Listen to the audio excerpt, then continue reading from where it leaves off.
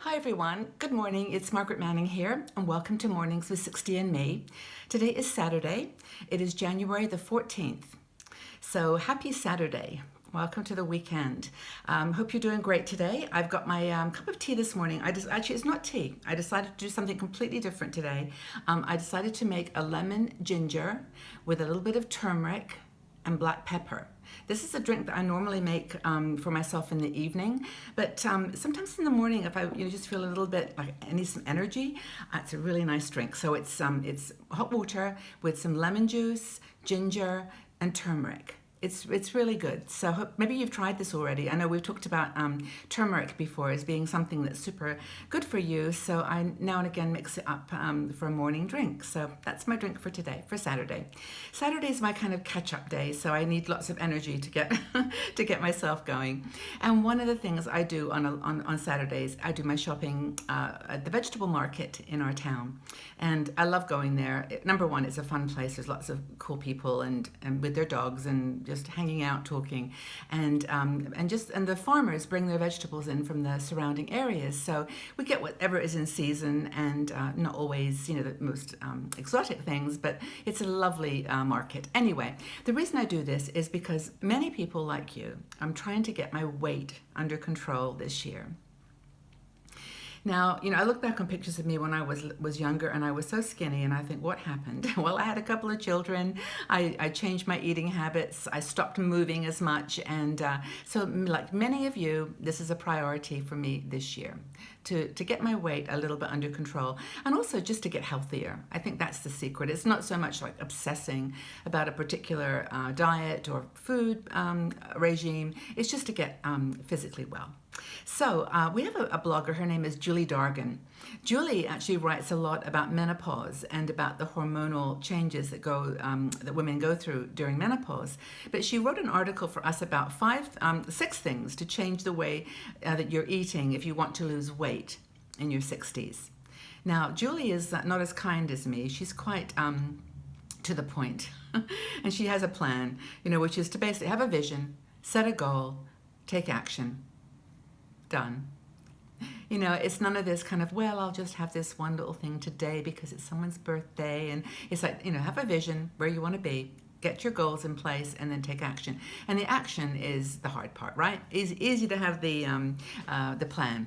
But anyway, the first thing that the advice she gives us, which I think is very important, is don't get seduced by the celebrities, who are trying this new spirulina product or this new, flaxseed, whatever.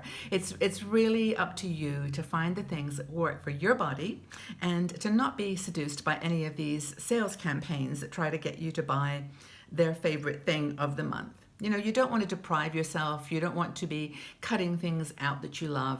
You just want to have a plan that is going to work for your body. And, if they say that certain product has changed their life, well, it may have, and that's fantastic. But that doesn't mean it's going to change your life. So you can do other things to change your life. One thing, of course, that you need to get going with are the tools. And Julie says that, you've got the tools that you need to hand. If you say, I haven't got enough money to take out a gym membership, that's fine. Then you just go for long, intense walks. You pick up the pace every day and do a little bit more each day. If you haven't got enough money to buy weights, then use, water bottles. Get those big old water bottles that are like, 50 cents and full of water, and use those to do your exercises. There's lots of online tutorials and so on that you can use. You really, in that respect, as she says, have no excuse.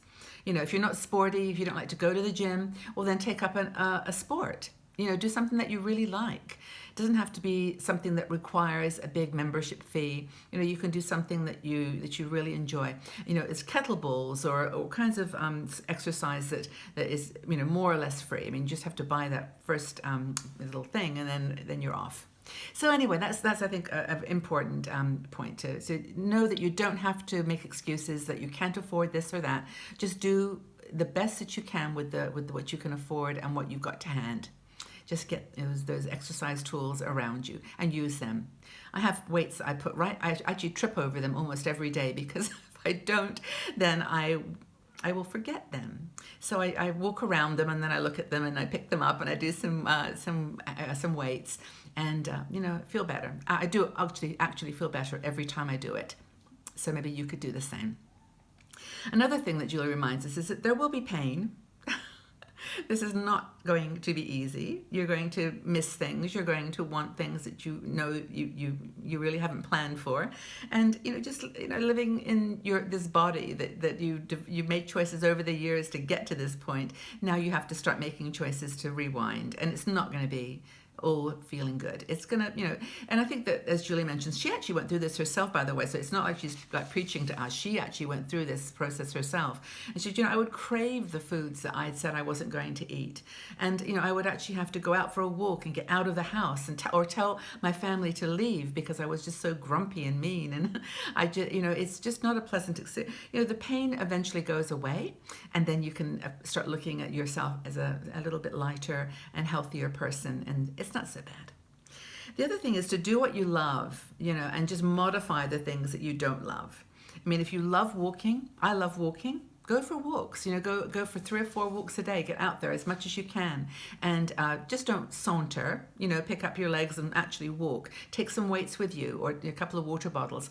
Honestly, no one cares what you look like. I mean, they may look at you and think, oh, that woman's carrying water bottles. Doesn't matter. Just do it, and just do the things that you absolutely love to do, and then modify the things that you don't. Now, if you like dancing, find somewhere to dance and just dance all the time. Turn up the music when you're by yourself. Put the blinds down if you're a bit embarrassed, and just dance. Just do the things you love. And then if you don't like doing certain things, well, then do those in moderation. Like if you don't like going out to an exercise class or joining a gym, just do it maybe a few days a week. But that's important. I think another thing that she mentions, which I think, for me is super relevant, is staying positive. I know that sometimes you get into this state of mind where you think things like, that person over there look how skinny she is. She can eat anything and never gain any weight. Or, you look at your kids and think, my God, they're eating like 4 pieces of cheesecake and I can't even eat, a tiny piece. It's because they're not you.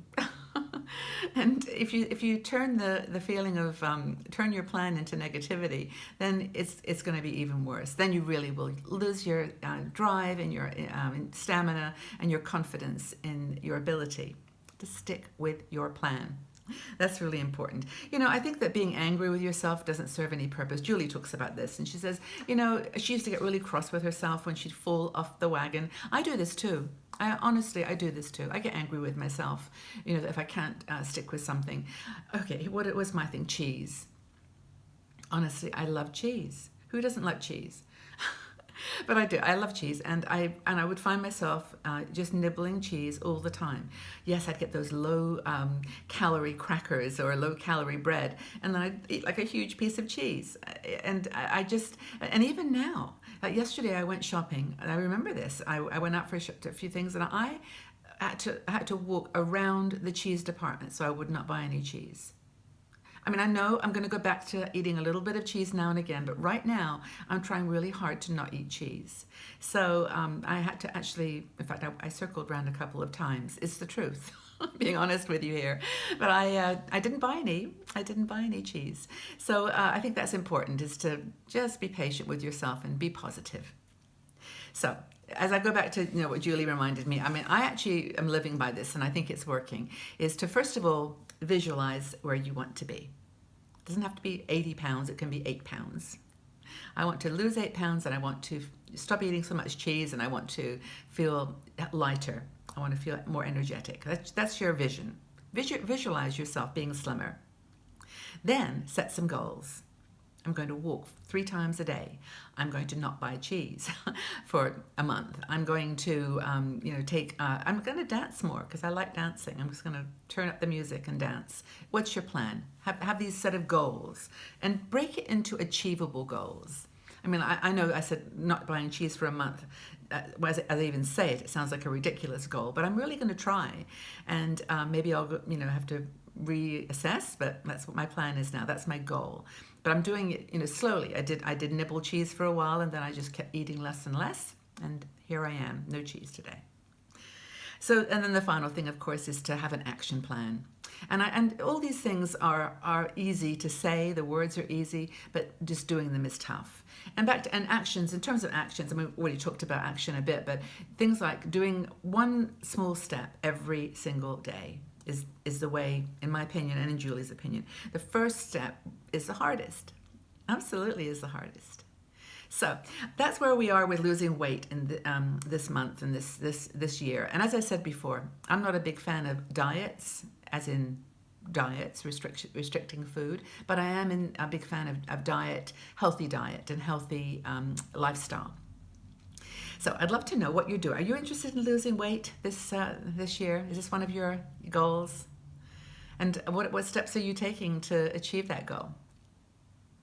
What's your vision, plan, and action for losing some weight in 2017? Okay, well, I'm sure a lot of you are with me on this journey, and others are not. Obviously, have a great time eating whatever your heart desires. But I'm on my way. So please tell me what you think. Are you looking to lose weight in the new year, and how are you going to do it? All right, everyone. Well, again, thanks for being here. Thank you for showing up every day. I hope you have a great Saturday. I hope you do something really fun, something that you want to do, something that makes you feel good, something that makes you smile, and something that is your passion. Okay, so take good care of yourselves, and I'll see you all back here tomorrow on Mornings with 60 and Me. Bye-bye for now.